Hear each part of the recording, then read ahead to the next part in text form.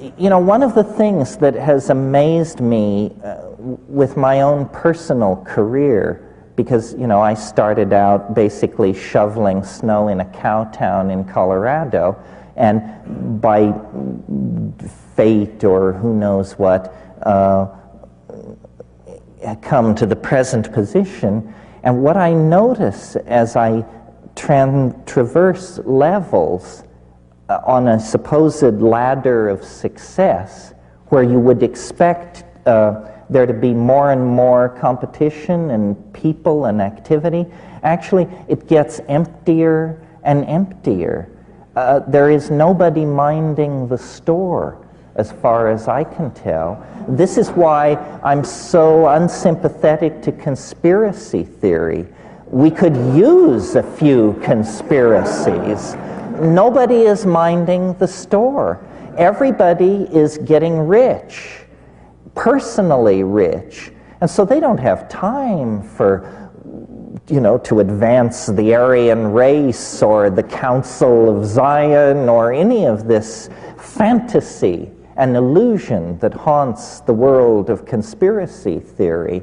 Rather, it seems everything is being left pretty much to develop on its own, because people are afraid to grab or touch the levers and buttons in the control room of the historical vehicle. And what that means then is that people who can cut through these many, many illusions, the illusion of materialism, the illusion of business as usual, the illusion of benevolent institutions carefully guiding us toward reasonable destinies. If you cut through all that, if you disabuse yourself of all that, you will empower yourself to eventually be able to stand up in delicate social and political situations and just say, bullshit. That's bullshit.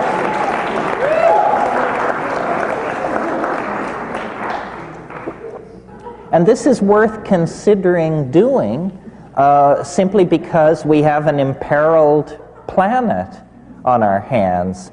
We have been, for a long, long time, the victims of illusion. Western civilization, Stephen Dedalus was right. History is a nightmare from which one must awaken, quite literally. I mean, we have been blind to what we have been doing. We are blind at this moment to what we are doing. If in a single moment the actual nature of our predicament were to fully make itself felt in the mind of any one of us, I think it would be paralyzing.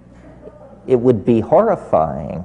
We have waited till the last moment of the last hour. The house is burning down around us, and we rouse ourselves from the stupor of materialism, the stupor of Christianity and scientism, the stupor of male dominance, sexism, and racism. If we don't rouse ourselves from this stupor, the momentum toward extinction is now practically irreversible. You know, the Grateful Dead like to sing that song, "We need a miracle every day." We certainly do. Because and so then that brings me back to my original point, that the moment that outside the ven of culture lies an unmapped terra incognito, as vast as the New World was to the Old in the 15th century, as vast as outer space appears to us now. The New World outside of culture is a world that can be conquered through vision and language. And, you know, many of you have sat through my recitations of what it's like to smoke DMT. Many of you, I'm sure, are familiar with the medieval woodcut of the guy sticking his head through the cogs and wheels of the cosmic machinery to observe a new world outside. The message here is, and it's more than a message. It's a message if you just come to events like this and then go back to studying cost accounting. It's an experience, if you will, but avail yourselves of these tools. The experience is of the discovery of a new world as real as any world that we know. It's not going to come from Time magazine or the Secretary General of the United Nations or anybody like that. It isn't that the world is tired and played out and that all frontiers have been explored. Every culture could support that viewpoint within certain classes and in certain situations. But in fact, it has never been true, and it isn't true now. We are monkeys, and monkeys love a hell of a good fight. And we have a hell of a fight bearing down on us because we have to clean up the mess.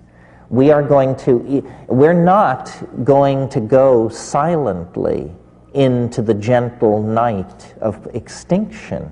It's just not going to happen that way. Creativity is going to be unleashed. Struggle is going to be an unavoidable part of trying to steer this battleship away from the cataracts of history in which we are now caught.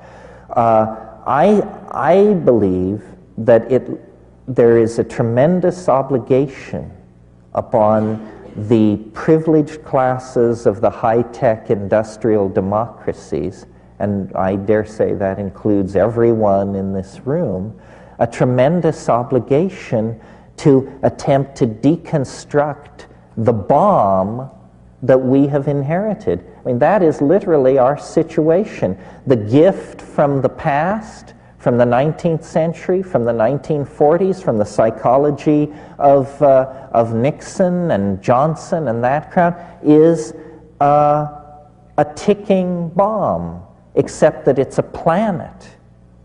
And it's the greatest challenge to intelligence that intelligence has ever faced. And yet it's precisely the kind of challenge that intelligence should be able to meet, because what it requires is large-scale strategic planning, implementation of visionary responses.